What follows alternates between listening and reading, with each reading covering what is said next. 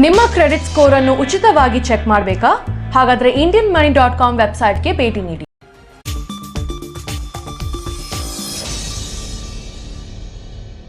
ನಮಸ್ಕಾರ ವೀಕ್ಷಕರೇ, ಮನಿ ಡಾಕ್ಟರ್ ವಿಶೇಷ ಕಾರ್ಯಕ್ರಮಕ್ಕೆ ಸ್ವಾಗತ. ನಾನು ಸಿ ಎಸ್ ಸುಧೀರ್. ನಾನು ನಿಮಗೆ ಹಿಂದಿನ ಎಪಿಸೋಡಲ್ಲಿ ಕ್ರೆಡಿಟ್ ಸ್ಕೋರ್ ಅಂದರೆ ಏನು, ಕ್ರೆಡಿಟ್ ಸ್ಕೋರ್ನ ಹ್ಯಾಕ್ ಚೆಕ್ ಮಾಡೋದು, ಕ್ರೆಡಿಟ್ ರಿಪೋರ್ಟ್ ಎಲ್ಲಿ ಸಿಗುತ್ತೆ ಅದ್ರ ಬಗ್ಗೆ ಎಲ್ಲ ಹೇಳಿದೆ. ಹೋಪ್ಫುಲಿ ನೀವೀಗ ಆಲ್ರೆಡಿ indianmoney.com ವೆಬ್ಸೈಟಲ್ಲಿ ಅಥವಾ ಇಂಡಿಯನ್ ಮನಿ ಮೊಬೈಲ್ ಆ್ಯಪಲ್ಲಿ ನಿಮ್ಮ ಕ್ರೆಡಿಟ್ ಸ್ಕೋರ್ನ ಚೆಕ್ ಮಾಡಿದ್ದೀರಿ ಅಂತ ಅಂದ್ಕೊಳ್ತೀನಿ. ಈಗ ಒಂದು ವೇಳೆ ನಿಮ್ಮ ಕ್ರೆಡಿಟ್ ರಿಪೋರ್ಟನ್ನು ನೀವು ಚೆಕ್ ಮಾಡಿದಾಗ ನಿಮ್ಮ ಕ್ರೆಡಿಟ್ ರಿಪೋರ್ಟಲ್ಲಿ ನಿಮ್ಗೇನಾದ್ರು ವ್ಯತ್ಯಾಸಗಳು ಕಂಡು ಬಂದರೆ ಏನು ಮಾಡಬೇಕು ಅದನ್ನು ಹೇಳ್ತೀನಿ.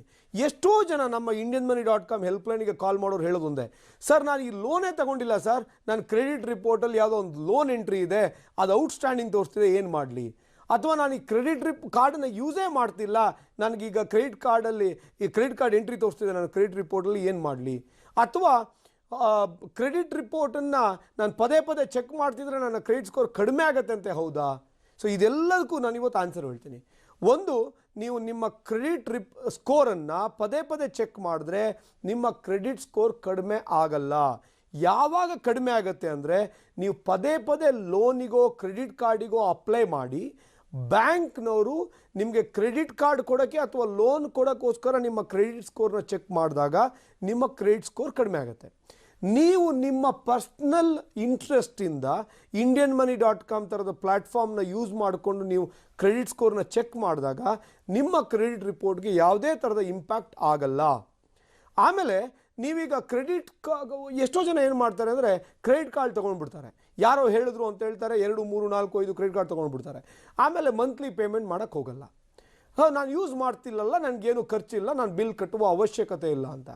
ಆಮೇಲೆ ಏನಾಗುತ್ತೆ, ಮನೆ ಚೇಂಜ್ ಮಾಡ್ತಾರೆ. ಈಗ ಬೆಂಗಳೂರಲ್ಲಂಥ ಸಿಟಿಗಳಲ್ಲಿ ನಾವು ಬಾಡಿಗೆ ಮನೇಲಿದ್ದು ಮನೆ ಚೇಂಜ್ ಮಾಡ್ತೀವಿ, ಅಥವಾ ಫಾರಿನ್ ಕಂಟ್ರಿಗಳಿಗೆ ವರ್ಕಿನ ನಿಮಿತ್ತ ಏನಾದ್ರು ನೀವು ಹೋಗಿಬಿಟ್ರೆ ನಿಮ್ಗೇನಾಗುತ್ತೆ, ನಿಮ್ಮ ಕ್ರೆಡಿಟ್ ಕಾರ್ಡಿನ ಬಿಲ್ ಬರೋದು, ಅದು ಸ್ಟೇಟ್ಮೆಂಟ್ ಬರೋದು ಗೊತ್ತೇ ಆಗಲ್ಲ.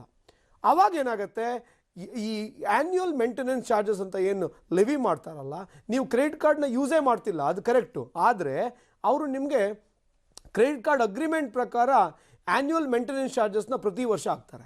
ಈ ಆ್ಯನ್ಯುವಲ್ ಮೇಂಟೆನೆನ್ಸ್ ಚಾರ್ಜಸ್ನ ನೀವು ಕಟ್ಟಿಲ್ಲ ಅಂದರೂ ಕೂಡ ಅವರು ನಿಮ್ಮ ಕ್ರೆಡಿಟ್ ರಿಪೋರ್ಟಲ್ಲಿ ಅಪ್ಡೇಟ್ ಮಾಡ್ತಾರೆ. ಆವಾಗ ನಿಮ್ಮ ಕ್ರೆಡಿಟ್ ಸ್ಕೋರ್ ಕಡಿಮೆ ಆಗುತ್ತೆ. ನೀವು ಕಂಪಲ್ಸರಿಯಾಗಿ ನಿಮ್ಮ ಕ್ರೆಡಿಟ್ ಕಾರ್ಡ್ಗಳು ಯಾವ್ದು ಅನ್ಯೂಸ್ಡ್ ಕ್ರೆಡಿಟ್ ಕಾರ್ಡ್ಗಳಿದಾವಲ್ಲ ಅದನ್ನೆಲ್ಲ ಡಿಸ್ಕಂಟಿನ್ಯೂ ಮಾಡಿಬಿಡಿ, ಎಲ್ಲ ಟರ್ಮಿನೇಟ್ ಮಾಡಿ ನಿಮ್ಮ ಬ್ಯಾಂಕಿಗೆ ಫೋನ್ ಮಾಡಿಬಿಟ್ಟು ಕ್ಲೋಸ್ ಮಾಡಿಸಿ. ಆವಾಗ ಏನಾಗುತ್ತೆ, ನಿಮ್ಗೆ ಈ ಥರದ ತಾಪತ್ರೆಗಳು ಬರಲ್ಲ. ಆಮೇಲೆ ಎಷ್ಟೋ ಜನಕ್ಕೆ ಜಾಸ್ತಿ ಕ್ರೆಡಿಟ್ ಕಾರ್ಡ್ನ ಪರ್ಸಲ್ಲಿ ಇಟ್ಕೊಳೋದು ಅಂದರೆ ದೊಡ್ಡ ಹೆಮ್ಮೆ. ಅದೆಲ್ಲ ಮಾಡಬೇಡಿ, 1 ಅಥವಾ 2 ಕ್ರೆಡಿಟ್ ಕಾರ್ಡ್ ಸಾಕು. ಅದಕ್ಕಿಂತ ಜಾಸ್ತಿ ಕ್ರೆಡಿಟ್ ಕಾರ್ಡ್ಗಳನ್ನ ಇಟ್ಕೋಬೇಡಿ.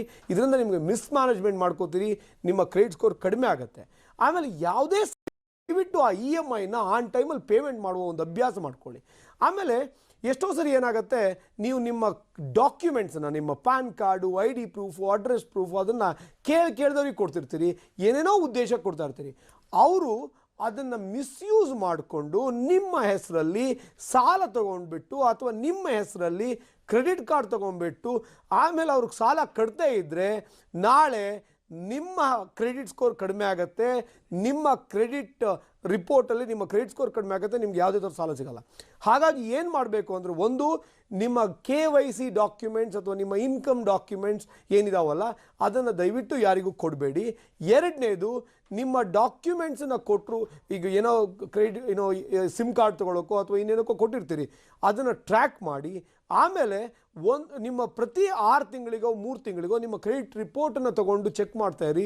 ಅದರಲ್ಲಿ ಒಂದು ವೇಳೆ ಏನಾದ್ರು ಸಸ್ಪೀಷಿಯಸ್ ಎಂಟ್ರೀಸ್, ಅನುಮಾನಾಸ್ಪದ ಎಂಟ್ರಿಗಳು ಕಂಡು ಬಂದರೆ ಇಮಿಡಿಯೇಟ್ಲಿ ನೀವು indianmoney.comಗೆ ಕಾಲ್ ಮಾಡಿ, ನಾವು ಗೈಡ್ ಮಾಡ್ತೀವಿ. ನೀವು ಅದನ್ನು ಇಮಿಡಿಯೇಟ್ಲಿ ನಿಮ್ಮ ಬ್ಯಾಂಕಿಗೆ ರಿಪೋರ್ಟ್ ಮಾಡಬೇಕಾಗತ್ತೆ. ಬ್ಯಾಂಕ್ನವರ ಮೂಲಕ ಅದು ಯಾರು ಏನು ತೊಗೊಂಡ್ಯಾರೆ ಅನ್ನೋದನ್ನ ಚೆಕ್ ಮಾಡಿಸ್ಬಿಟ್ಟು ತೊಗೋಬೇಕಾಗತ್ತೆ. ಇಲ್ಲ ಅಂದರೆ ಲೈಫ್ ಲಾಂಗ್ ನಿಮಗೆ ಕ್ರೆಡಿಟ್ ಸ್ಕೋರ್ ಕಡಿಮೆನೇ ಆಗ್ತಾ ಹೋಗುತ್ತೆ. ಆಮೇಲೆ ನೀವು ಇನ್ಯಾವುದೇ ಥರದ ಲೋನ್ ತೊಗೊಳೋಕ್ಕಾಗಲ್ಲ. ಸೊ ಹಾಗಾಗಿ ಇದನ್ನೆಲ್ಲ ಗಮನದಲ್ಲಿಟ್ಕೊಳ್ಳಿ. ಕ್ರೆಡಿಟ್ ರಿಪೋರ್ಟನ್ನು ನೀವು indianmoney.com ವೆಬ್ಸೈಟಲ್ಲಿ ಅಥವಾ ಇಂಡಿಯನ್ ಮನಿ ಮೊಬೈಲ್ ಆ್ಯಪಲ್ಲಿ ಚೆಕ್ ಮಾಡಿ. ಕ್ರೆಡಿಟ್ ರಿಪೋರ್ಟಲ್ಲಿ ಏನೇ ಅನುಮಾನಾಸ್ಪದ ಎಂಟ್ರಿಗಳಿದ್ರೂ ಕೂಡ ನಮಗೆ ಕಾಲ್ ಮಾಡಿ, ನಾವು ಗೈಡ್ ಮಾಡ್ತೀವಿ.